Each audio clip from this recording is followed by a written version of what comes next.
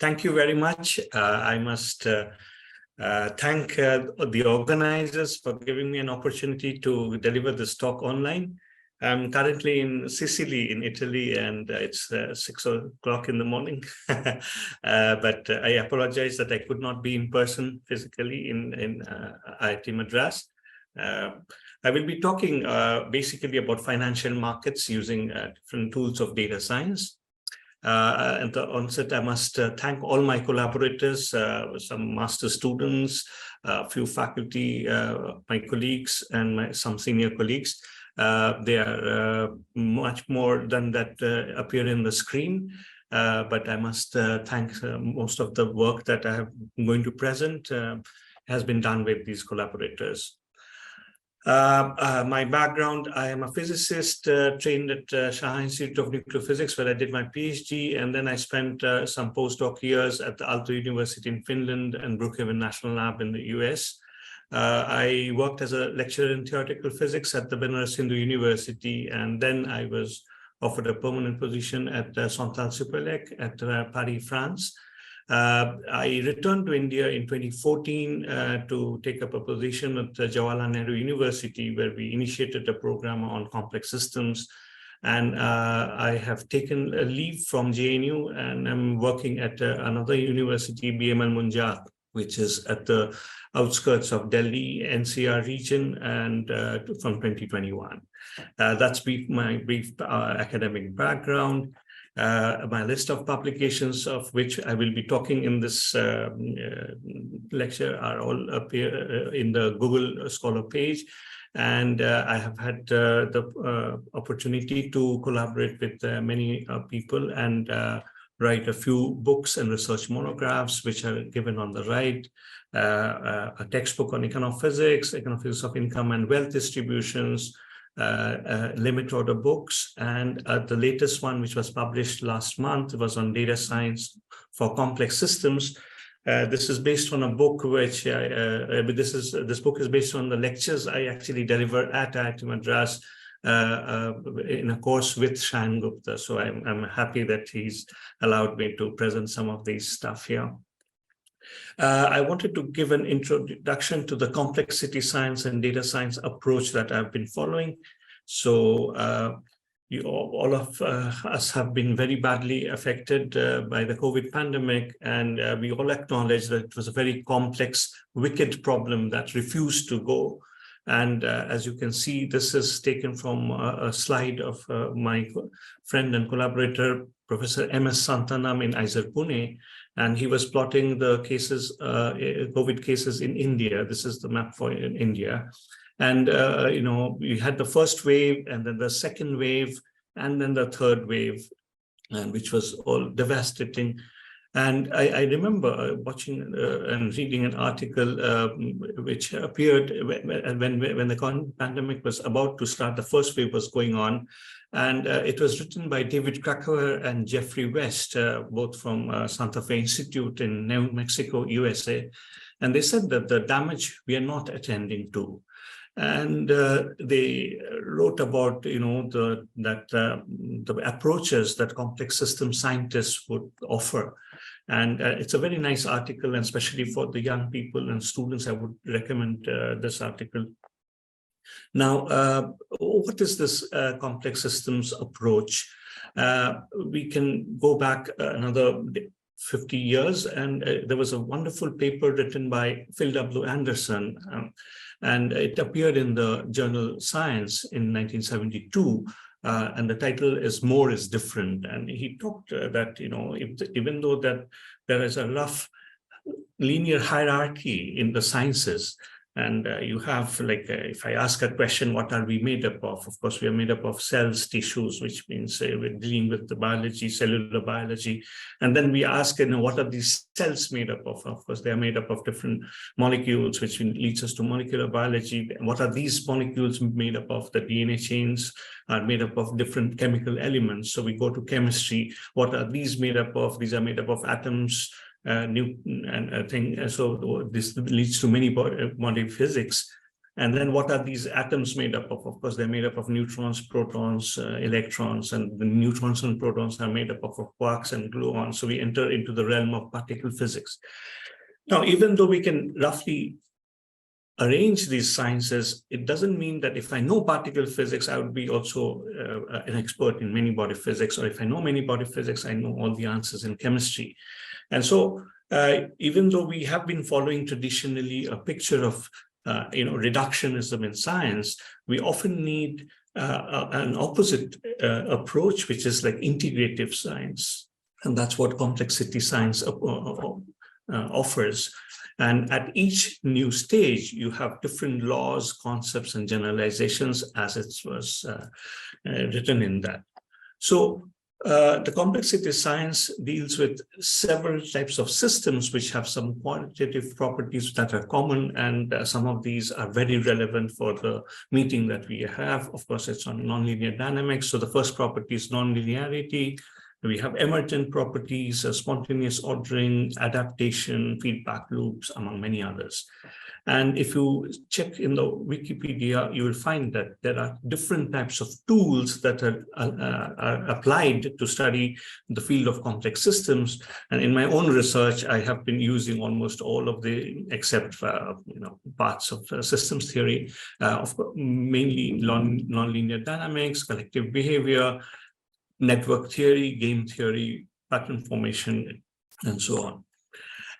We were particularly encouraged when the Nobel Prize was given to Giorgio Parisi in 2021, along with Manabe and Hasselmann. But Parisi's contribution to the field of complex systems, especially dealing with the order-disorder transitions, something which I will be trying to cover in the aspect of financial markets as well. This had led me and one of my younger colleagues to write an article in a newspaper, of course, to popularize, why this complex systems way is a different way, and it changes the way we look at science in India. As I was talking about the holistic approach in complexity science, integrative approach, it reminds us of this parable which was first mentioned in Buddhist literature almost 2,000 years ago, that there are 6 blindfolded men touching different parts of the elephant, and they think that these are different objects. But then you remove the blindfold and they see that it's an elephant. So you need often in science to have this holistic and interdisciplinary approach, and that is what I have been trying to do along with several colleagues from other branches. If you talk about forecasting based on data, we can go to almost a century back, look at 2 pioneering papers. One was published in the American Statistical Association in 1910 that dealt with the prices and the production of corn in the US, and it was talking about the correlation of economic statistics. The other paper was very dealt with the business forecasting, and it was published in the American Economic Review by James Bookmyer, which talked about methods of business forecasting based on fundamental statistics. So people have been looking at different types of time series and concerned with forecasting for almost a century and beyond. This slide is taken from one of my colleagues, Irena Fordenska, and she reminded that we've had different paradigms in science. Until 1650, we could classify them mostly as empirical observations. Between 1650 and 1950 as generalizations with theoretical models. 1950, post-World War till 2000, a huge emphasis also on computational science. And 2000 onwards, we have been seeing a huge surge in data science or data exploration of using e-science.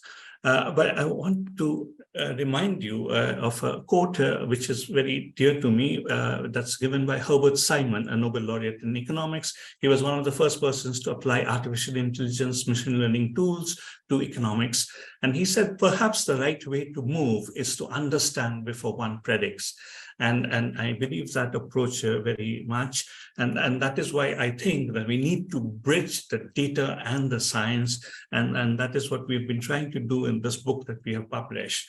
And our whole aim is to understand the system, the complex system better, and not look at much on prediction. And in this talk, I will be focusing on that. So there have been several papers. I can send or share the slides and the papers, which I already mentioned that I've produced with my collaborators. And this talk is basically based on all these papers. So why the financial market?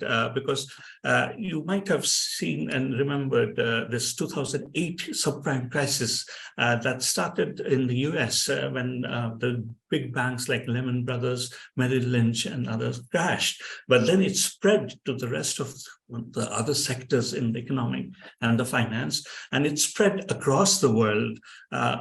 Fortunately, India was not much affected because our economy is also primarily agricultural economy and thing. But when I was in France that time, and I could see that the European countries were also affected quite badly.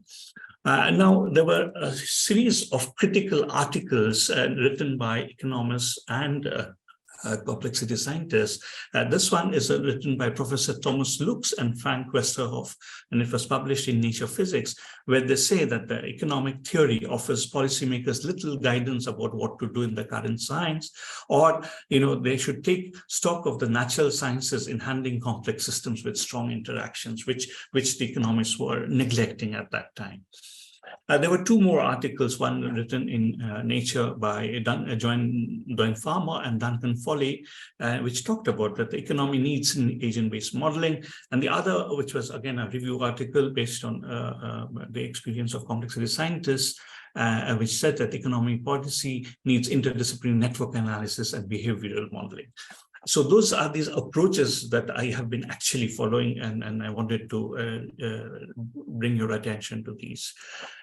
Now, the financial market is a very good example of a complex system because in a market, there are many agents interacting with each other to perform finding the best price. So it's a collective behavior of these agents, and what we observe are the prices that come out of the market. And my task or my aim is to basically zoom into this financial market using the data that comes out, basically the prices that we are observing. So here I give an example of two price time series, the adjusted close price, daily close prices of Coca-Cola and McDonald's. As you can see that these are non-stationary.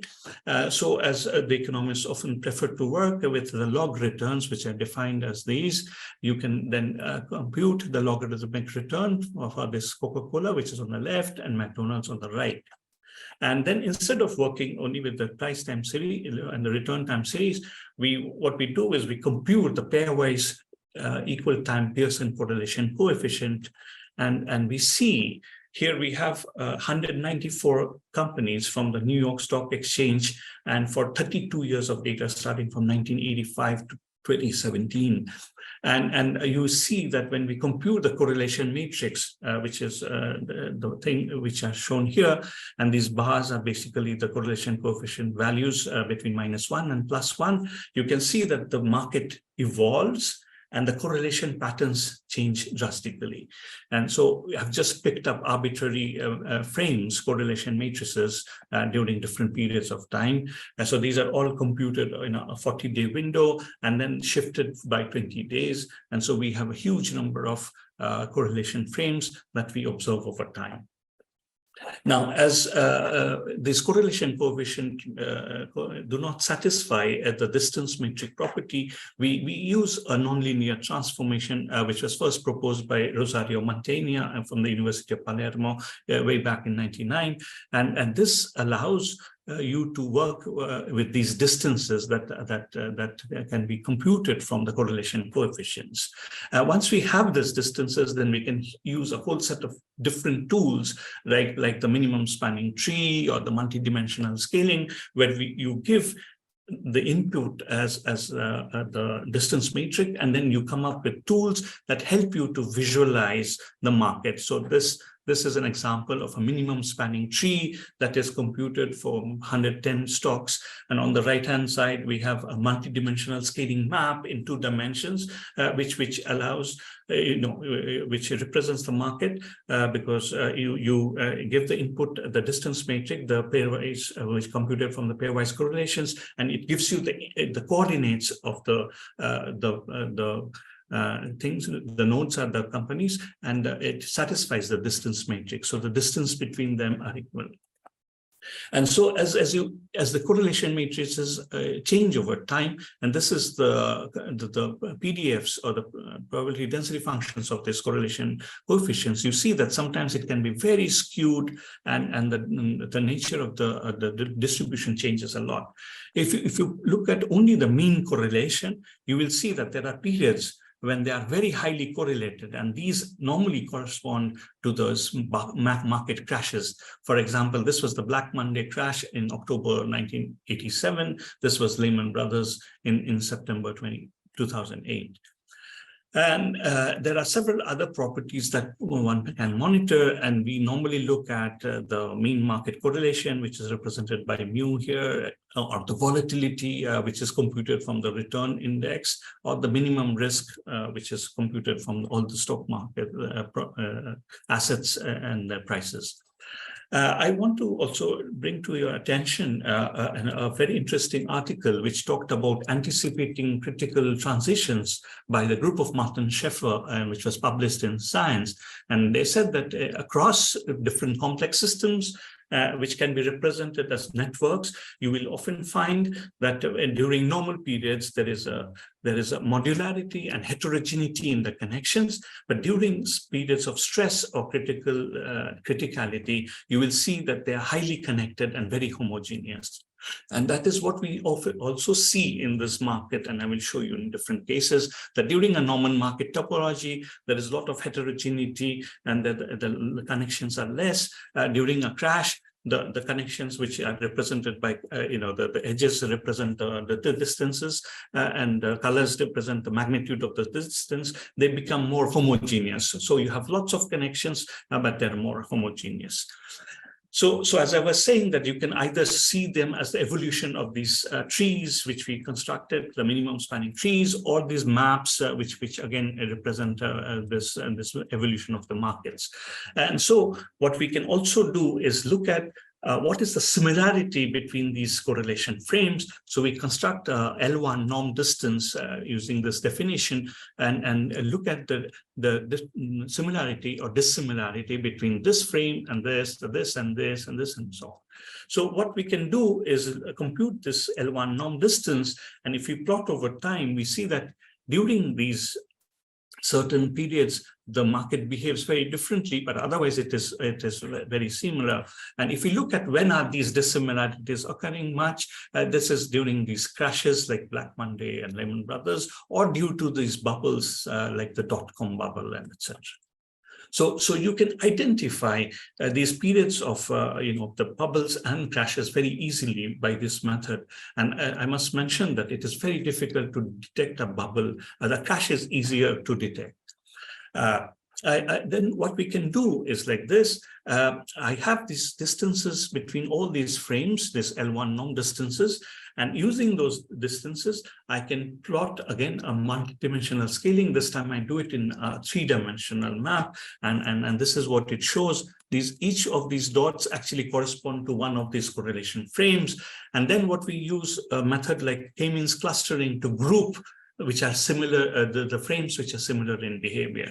So you can see that there are roughly 4 clusters that we've done: magenta, blue, green, and black. And if I pick randomly one of these frames from each of these clusters, I will see that the black ones look like this, the green ones look like this, the blue ones look like this, and the magenta ones look like this. Now, this is something which we can do computationally, and then looking at the historical time, I can I can look at it that when was this market in, and what type of matrix. So this was like the 4 states of the market, and we are trying to find out that which state was the market in during that historical period.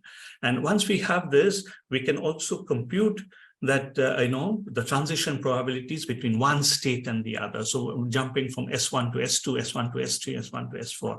And we find that the jumping probability is very low, almost next to nil between S1 and S4. But the probability from S3 to S4 is very high. Now the S4s are ones which are market crashes. So when we are in S3, we should be very careful, because there is a high probability that you go to the market crash. We've also tried to look at the order-disorder transitions, which I mentioned earlier, and which is a favorite tool of the physicists, especially studying statistical mechanics and material science.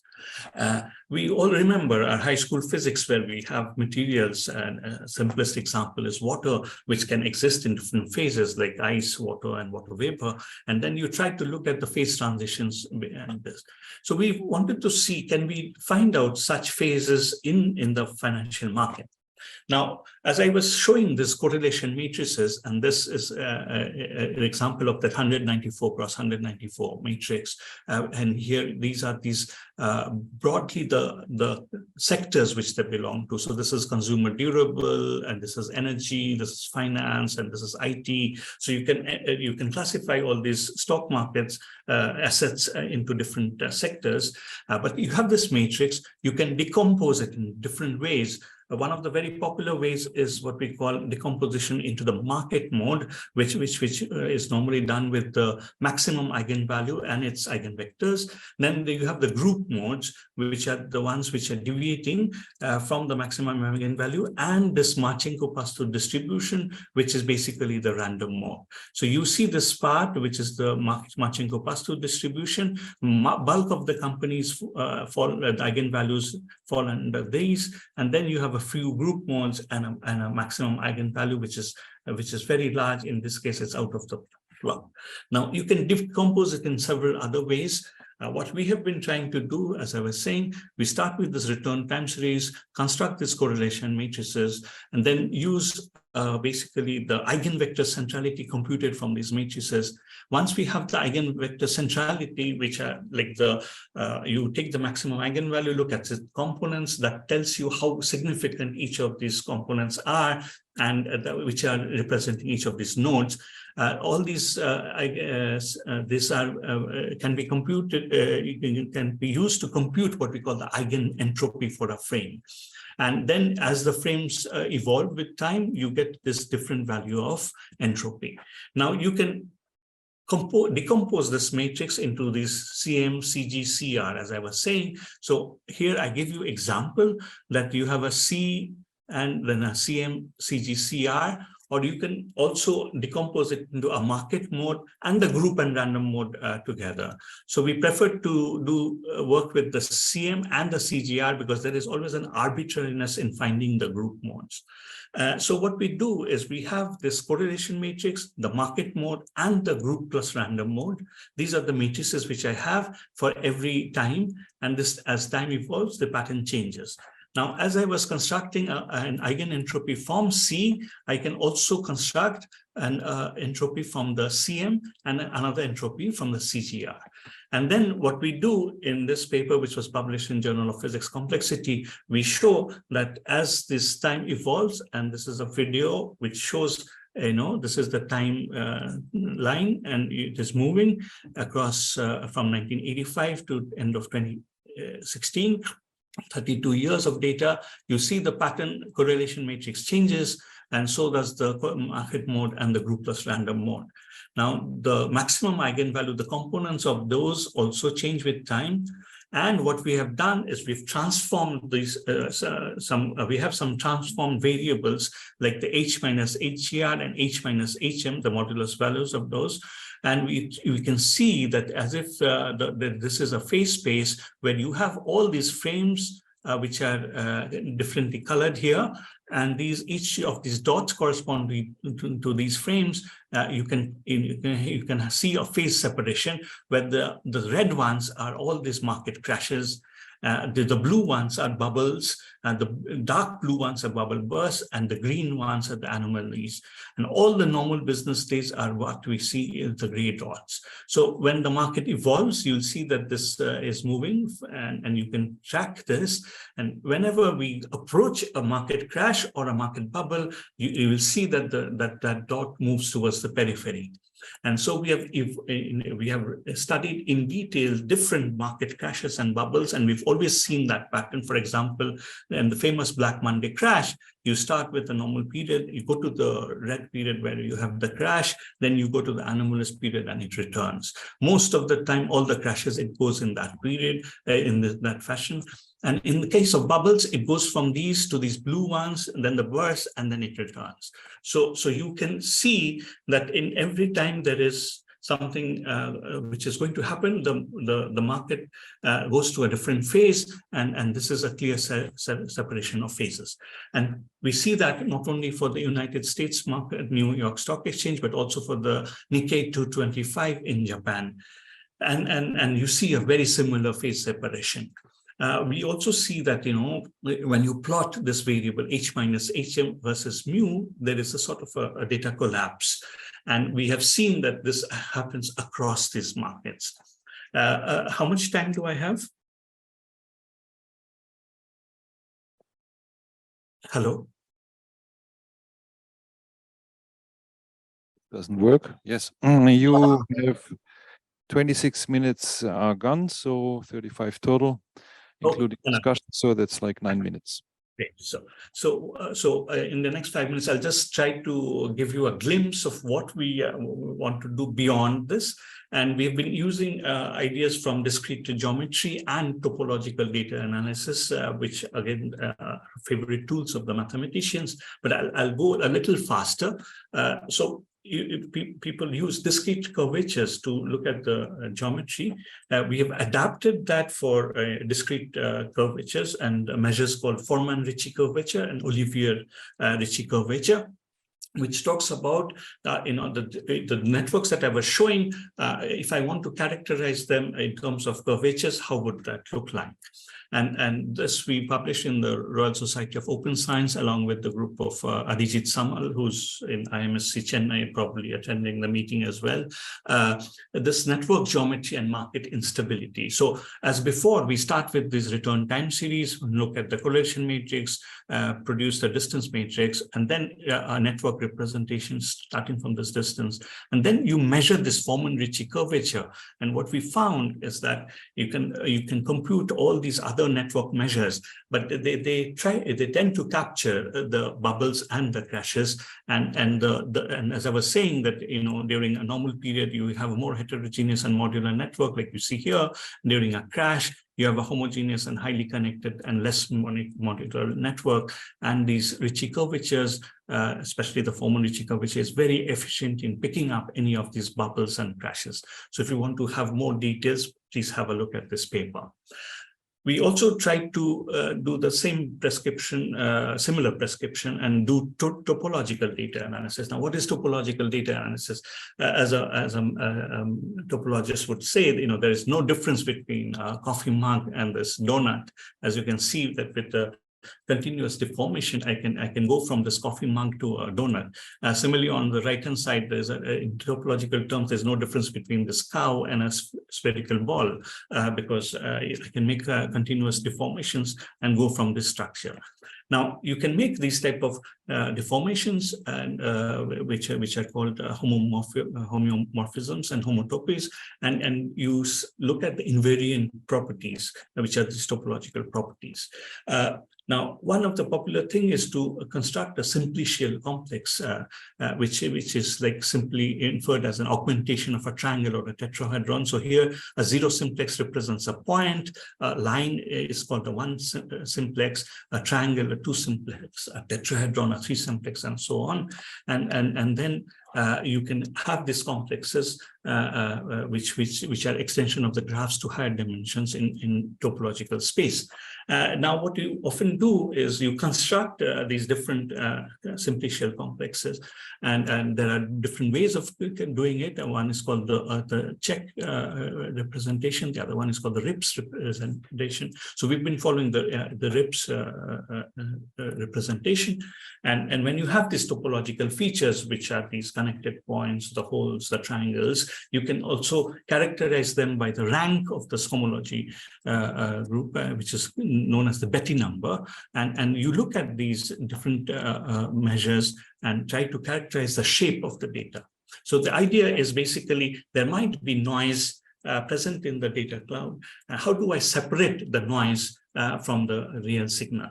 And that's very useful in the context of financial market. So what you do is you take this complexes, you have a parameter epsilon, which you can change, and so that you will see the different types of homological features appearing and disappearing. And then you look at the Betti numbers, which are represented here by H0, H1, H2, and you see the evolution of these. So if the structure is really present, that it persists for a longer time. So this is what we call persistent homology. So as an input, you give this distance matrix, the data points, and then we look at this, the evolution of this homological features, which is persistent homology. So here, a very simple example that if I have two concentric circles, then the persistence diagram would look like this, and they would have two barcodes which would be evolving this way. But if I have a circle with noise where I cannot distinguish, then the persistent diagram looks very different. So we did a similar analysis for the financial market. So as we started with this correlation matrices and converted them to distance matrix, you can use that to construct these persistent diagrams. And you'll see that the time during crash is very different from a normal market. So we have been using this as the L2 norm of this thing, or the average H0 or the average H1 as an indicator also for the state or the health of the financial market. And we've been now doing this as an unpublished work, specifically looking at the Bombay Stock Exchange, and when the index movements are influenced by socio-political events. So you have events like some policies declared, or we had a COVID when the market came down, or you know, there are elections. You see the movements in the markets, and can these be captured by these tools of topological data analysis? And this is a paper which is ongoing with Arijit, and we find that we are able to again pick up and characterize the financial market using these tools very efficiently. So in summary, these financial markets are spectacular examples of complex systems which display very rich correlation structures, and this allows us to study, in a similar manner to what we're used to doing in physics, in statistical physics, especially, and the study of critical phenomena where there are influential stocks and there are sectors, and you look at the changing leaders and the changing sectors. And also using these tools of data science, where I have shown many of them, you can construct these generic indicators that monitor the internal structures of the market, which can be very useful in actually managing the risk and foreseeing tipping points. I did not focus on the applications part, but of course, most of the practitioners, including the big banks and hedge fund companies, would like to use these tools for managing the risk, or what we call portfolio optimization. So I would like to thank you for your attention and giving me this opportunity to speak. Thank you very much. Yeah, thank you, Professor Chakraborty. Thank you.